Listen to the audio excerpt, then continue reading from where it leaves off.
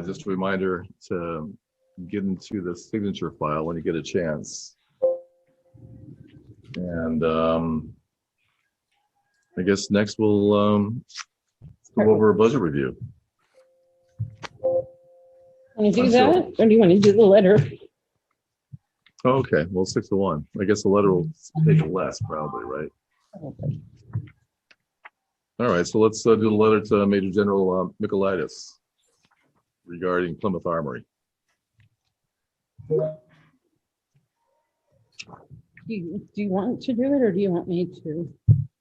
Well, I can do like a quick overview for the fact that it seemed like a good idea to go forward to inform the Adjutant General of our awareness that the property that the Armory and the Armory itself, I guess, will revert to the town when it ceased being an armory. And Kathy had done a lot of research on that to the extent that this is pretty much of an ironclad transition of that property to the town when they finally, build their new facility up on the rotary out by Rumney, and that they build and relocate, and we'll have that property. So I thought it would be pretty good to have that statement out there. And Kathy, if you want to take it from there, I pretty much nailed it, but go ahead. You pretty much nailed it. So Bill and I decided that we should write a letter to Major Michaelides, just notifying him, that we are aware and that we want to keep us informed. Because it just feels like if we don't let them know that we're aware of the transaction, it could wind up getting sold out from under us. So, just to send him this paperwork that I sent everybody with the letter that came from him. And then the real property, the inventory from the state that says right in it that the armory will revert to us when they build out on, when they move. When it no longer is an armory, then it reverts to the town. So we would like your, permission, or we would like you to approve Bill and I signing this letter and sending it off to the Major General. Do we know the timeline on when they're planning to? We don't. When they did the original armory, they had 5 years to put a building on it. And otherwise that land would have reverted back to the town. There isn't any timeline in here for when they plan on, building and relocating. I think we might be able to find minutes that when Michaelides was here. I guess, once they purchased the property, I thought they again had like five years. Yeah, we can find the minutes and see if he said anything. But it's only going to be when they build it and leave. It's not dependent. I think even they realize that it's not going to be like a 5 or 10 year deal. Right. But we just kind of wanted to get that, this in print, and it wasn't necessarily kind of like our concern that they were going to sell it out from under us, but the state, could think that they have the ability to, reallocate it to whoever, right, including like PSU. Right. And I would imagine that PSU probably would like to obtain that piece of property in that building. So I think it'd be, pretty important to be able to stake our claim. And it's no claim to stake. It's actually, in the research that Kathy did, and it's pretty much ironclad. So, but it'd be nice to just get this out there. Any other questions or discussion, or? All right, well, then would it be okay to? I make a motion that we allow Bill to sign this letter on the board's behalf to send to the Major General. And also to include Kathy, the town manager. I mean, she always has that authority, doesn't she? But Yes, I will amend to include Kathy. Okay. Thanks. Zach moves. Is there a second? I'll second. Okay, Mary Ann seconds. Any discussion, further discussion? Ted, your vote? Aye. Neil? Aye. Mary Ann? Aye. Zach? Aye. Bill? Aye. Nice have it. I'll put an original in your box. Pardon me? I'll put an original in your box. Okay. Or you want me, is that the original? No, I thought there was one in your, Oh. should have been in the folder there. somewhere. could be. It would have a sticky on it. Oh, what do you know? That Dawn. She did. Okay. There, see? Good job. Thank you.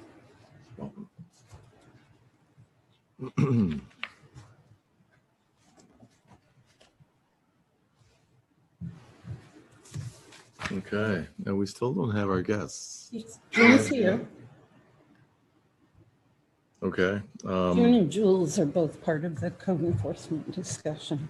all right, so are we gonna wait until we have our other guest to go into non-public? No, because the code enforcement is under non-public too, so we can do that now. Okay, but, Or- well, We have two other agenda items. Are we not going to do those? pardon me? We have the two other non-public, public agenda items. Yeah, Okay. okay. So let us do the, we're waiting on somebody actually to join us so that we can like group the non-publics, and that person hasn't arrived yet. But yeah, do you want to do the budget review, or is that going to be too lengthy, or what? It shouldn't be too lengthy unless, I don't know, because Mary Ann has to have it put on the agenda, so I don't know if she has anything that she wants to add to. Let me read what I've got written first. For the budget review, we attached the spreadsheets that I had also sent with my manager's report for February. And at this time, we were 2/3 of the way through the budget, which is equal to 66 2/3%, leaving us 33 1/3 to, left for us to spend. And we are at 41, we were at 41%, which means that we look really good right now. And accounts payables are entered every 2 weeks. So I will have a new report by the end of this week to see where we're at. And I'm keeping watch on the expenditures so that we make sure that we don't go over, because we can't go over the budget. And I don't want to freeze the department's budgets again. So we're carefully watching them. We're having the department heads watch their end of the budget. And every 2 weeks, we'll have new numbers so that we can see how good we're doing. Under the capital land, machinery, and vehicles, number 33 at the bottom of the expenditure sheet, the reason that we have so much left in that is because the monies allocated for projects and equipment from the bond have not been spent yet because of COVID. It's been difficult for the department heads to order the things that they need, because for a while there they just weren't building things, putting together like trucks and machinery and stuff like that. So that's why we have it left, but we're still going to go forward with the things that we had allocated from the bond. Revenues, we have 35% left to collect. And so as you can see by the numbers, we are on track for meeting our budget. Revenues are a little tight though. With COVID, departments aren't bringing in the revenues that were originally projected. Items listed in the bond have not been ordered and completed. They've been harder to get. People are not taking advantage of some of our services, like the programs through Parks and Rec, the library programs. Building permits might be down because of COVID and because of the getting hard buying like materials to build. Recycling revenues were down and parking revenues were down. taxes are also behind, and interest was being forgiven up to 30 days past the due date of the tax bill. But the good news is health insurance, originally predicted at 7% increase, came in at a 0.6% increase, which will be effective July 1st for fiscal year 21-22. A piece of tax deeded property has been put out for bid, so we'll have some money from the sale of that.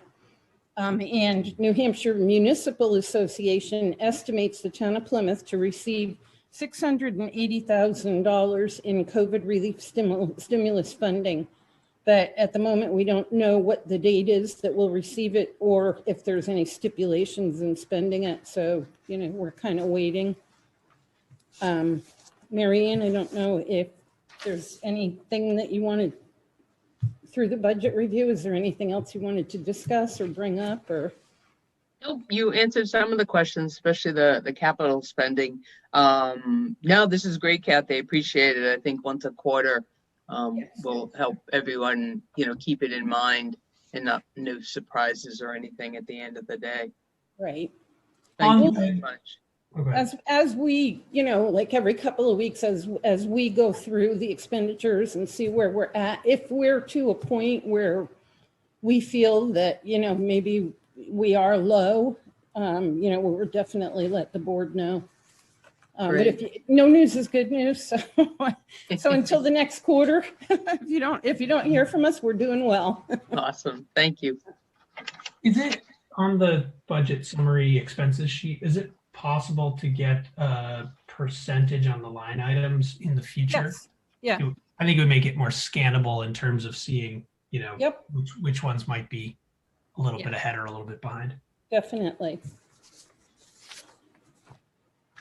And they mentioned change in cost for the health insurance. How does that affect the budget for next year? Does that mean that we're not going to need to spend as much and maybe lower the rate? Probably will, yes. Because right now we've got, the budget is finalized, the warrant articles are ready to print. So if we have money left over because our insurance rates have not gone up, but gone down or, whatever. Not going up as much. Yeah, if we have money left over, then it will go back towards lowering the tax rate, setting the tax rate. Kath, how do the meals and tax work? I mean, I know where it comes from, and I also know they're looking at increasing that to the towns. But for it to be an exact number, how did we get to an exact number? And can you answer that? The room and meals, we just get a notification from the state as to what the town of Plymouth's allocation is. I'm sure that they use a formula, but I don't know what that formula is, Mary Ann. So they said it before we get it? They do set it before we get it, because when we set our tax rate in the fall, we don't generally see the room and meals until December, the end of December.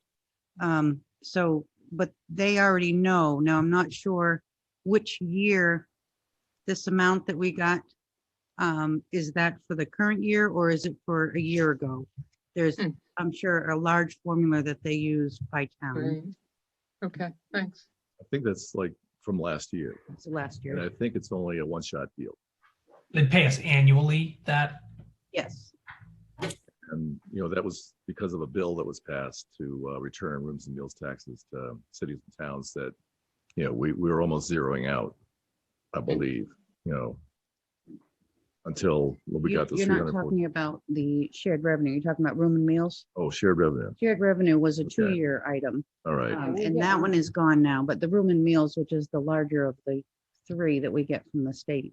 And supposedly there's a bill to increase rooms and meals Right, is likely to pass because it's got bipartisan support too. right. That'd be great. Yep. So that would help you next year when you go to set your tax rate if that does get increased. However, Gotcha. there's been a lot of non-travel. People aren't going out to eat. They're not staying in hotels this past year. So I'm not sure how that will affect us either. So Mhm. we wait Right. until that number arrives, to actually count on it. So Since we kicked off discussion on the amount of money that we'll be getting out from the American Rescue Plan Act, That's the amount that was stipulated by the New Hampshire Municipal Association. Well, it looks like we'll be in pretty good shape for the fact that, in fact, I was going to mention this regardless, but we can use the money to offset losses from lower than expected tax revenue in 2020, and I assume that's going to go on. And we'll have until 2024 to expend this money. And the intent is to invest in water and sewer and broadband infrastructure. But I was kind of hoping to do maybe a couple of big roads, but So is Joe. yeah. So that may not be able to fly, but we can offset revenue in a different thing so that we'll have more money to expend on roads regardless. So, and we can also make small grants to small businesses hurt by the pandemic. Now, this is the municipalities offering up small grants to small businesses hurt by the pandemic, which seems kind of odd. And this money is not going through Gopher like the other CARES funds, did. This is probably going to be allocated directly to the municipalities, which would be kind of different. And Is there a timeline on there? what's that? Any kind of a timeline that they, I think it's yeah. What does it say? It was like pretty damn quick, actually. PDQ. That's what I meant to say. Yeah. And just like I think actually, we can probably find out more through like Hassan's office or something like that. But even like the legislators don't really know exactly what the timeline is, but it should be pushed to us pretty quickly. And all 10 counties are going to. There's also an opportunity for the counties actually to receive monies as well, and all 10 counties will receive a total of $264 million. So even though we're not really affected by a county, their county budget, that might go down as well, and they'll be in far better shape as well. And we're also going to get money for public and private schools and for childcare. So this is an addition to the money that's coming into our town. And actually the money that we will be getting is $679,343. I think that was higher than the number that you were using. So it seems, and we have until 2024 to spend the money. So I think it's going to help us out quite a bit. It's just we have been down as far as like revenue, and this looks like our saving grace. So in any event, except for me. oh, thanks, good money. All right. Anything additional on the budget? All right. Are we still doing non-public or not? I'm still Scott Whedon, travel and safer at-home guidelines. Yes, good evening. Evening. Last week, we talked a little bit about the COVID illness policy, and that policy was last updated on January 12th. And since then, on March 16th, the Department of Health and Human Services came out with their new guidance on travel. And in our COVID illness policy, we have hyperlinks that link to the new travel guidance that's been issued by Department of Health and Human Services, which takes away any quarantine restrictions after someone has traveled domestically. So currently the policy refers to the updated guidance from DHHS, and that's only domestic travel. It's not international travel. So with the board's permission, I would like to update number 6 under the COVID illness policy to reflect the new DHHS travel guidance and quarantine requirements for international travel, if the board would approve that. Okay. Scott, is that the same recommendation that we discussed last week? It's just a recommendation? That is correct. And so the guidance wasn't issued until March 16th. That's why I really didn't want to do anything last Monday. But whereas the guidance has been issued, I will reword the COVID illness policy under number 6 travel guidance to match the DHHS guidance they provide for international travel. Okay. Any discussion or any motion?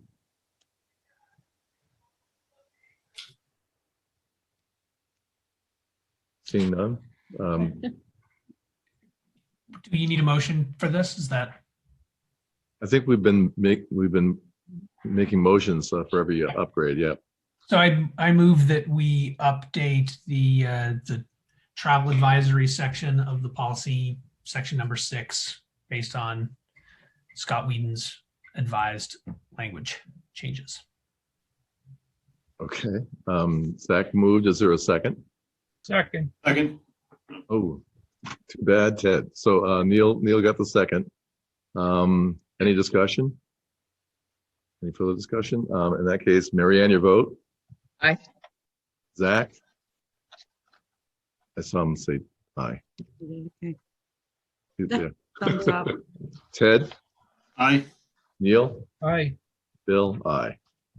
Ayes have it. Thanks, Scott. Thank you, Bill. I will get that updated and down to you over the next couple of days. Thank you. Great, thanks. All right. So I need a motion for us to go into non-public. Does someone want to make that motion? Make a motion, we go into non-public. In accordance with RSA 91A. RSA 91-A:3, comma, Roman number 2. And we're doing, was it? See. C. C, reputation? Oh, sorry, my bad. No, it's okay. You weren't aware of it. So C, reputation. So Mary Ann moves. Is there a second? Second. Ed seconds. Neil, your vote. Aye. Mary Ann, Aye. Ed, Aye. Zach, Aye. and Bill, aye. We're now in non-public.